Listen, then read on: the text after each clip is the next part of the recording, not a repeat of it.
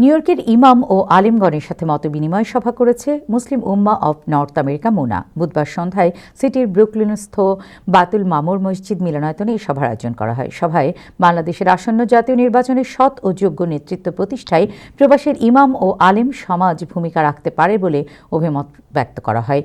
পবিত্র কোরআন থেকে তেলাওয়াতের মধ্য দিয়ে শুরু হওয়া এই সভায় সভাপতিত্ব করেন এবং স্বাগত বক্তব্য রাখেন মুনার সেন্ট্রাল উলামা বিভাগের সভাপতি ডক্টর রুহুল আমিন। নিউ ইয়র্কের শতাধিক মসজিদের ইমাম সহ শতাধিক ইমাম ওলামা অংশ নেন। সভায় কিনোট স্পিকার ছিলেন মুনার ন্যাশনাল প্রেসিডেন্ট ইমাম দেলোয়ার হোসেন।